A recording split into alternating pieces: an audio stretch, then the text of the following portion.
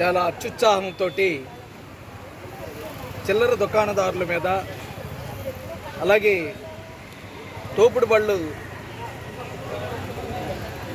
మీద వ్యాపారం చేసుకుంటూ బతికేటటువంటి చిన్న చిన్న అల్పజీవుల మీద దాడులు పూనుకుంటారని మేము తీవ్రంగా ఖండిస్తూ ఉన్నాము.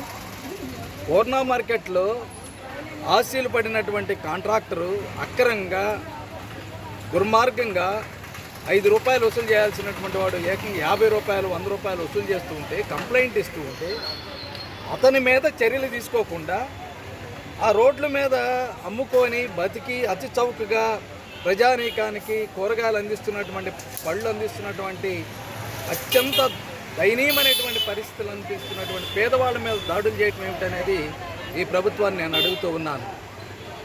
కౌన్సిల్లో తీర్మానం చేయాలి. పూర్ణ మార్కెట్ దగ్గర వాళ్ళందరినీ తీసేయాలంటే కౌన్సిల్కి సంబంధం లేదు. కార్పొరేటర్ల గురించి మాట్లాడరు, పోలీసులు రంగంలో దించారు. ఇదా ప్రభుత్వం యొక్క వైఖరి? పోలీసులకి ఈ చిల్లర దుకాణదారులకి ఏమిటి సంబంధం నేను అడుగుతూ ఉన్నాను.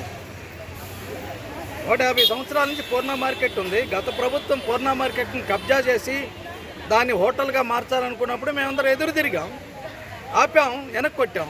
ఇప్పుడు చంద్రబాబు నాయుడు ప్రభుత్వం వచ్చి ఇప్పుడు వీళ్ళందరినీ తరిమేస్తాము, ఈ పూర్ణ మార్కెట్ దగ్గర ఈ పేదవాళ్ళు ఉండకూడదంటే దుర్మార్గంగా వైసీపీ అక్కడ ఉండేటటువంటి జనసేన శాసన సభ్యులు ఉన్నారు.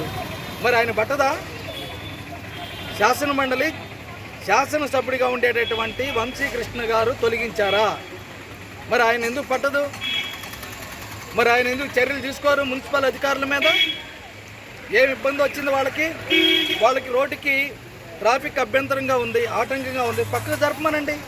వాళ్ళకి అక్కడే పక్కనే ప్రత్యేకమైనటువంటి ప్రాంతాన్ని ఏర్పాటు చేసి ఆ ప్రాంతంలో వాళ్ళు అమ్ముకునేటటువంటి చట్టపరమైనటువంటి హక్కులు కల్పించండి. వెండర్స్ జోన్ ఉంది, అలాగే వెండర్స్ కొన్ని రైట్స్ ఉన్నాయి. మున్సిపల్ కార్పొరేషన్ ప్రత్యేకంగానేటువంటి కొన్ని హక్కులు కల్పించింది. అవన్నీ చేయకుండా వీళ్ళేళ్ళలో భూములు ఆక్రమణ చేసినట్టు, కొండల ఆక్రమణ చేసినట్టు, ఎవరి ఇంట్లో వెళ్ళి దొంగతనం చేసినట్లు, లేదా వాళ్ళు వేసినటువంటి పనులు కట్టనట్టు దొంగలుగా భావించడం ఏమిటండి ప్రభుత్వం? తప్పు కదా. అందువల్ల ఇది సరైనటువంటిది కాదు. అందువల్ల శాసన సభ్యులు జనసేనకు సంబంధించినటువంటి ఆయన స్పందించాలి. వాళ్ళకి అన్ని రకాలైనటువంటి చట్టపరమైనటువంటి సౌకర్యాలన్నీ కల్పించాలి. వాళ్ళ యొక్క జీవనం పోకుండా అక్కడనే వాళ్ళు వ్యాపారం చేసుకునేటటువంటి విధంగా తగిన చర్యలు తీసుకోవాలనేటువంటిది మేము డిమాండ్ చేస్తున్నాం.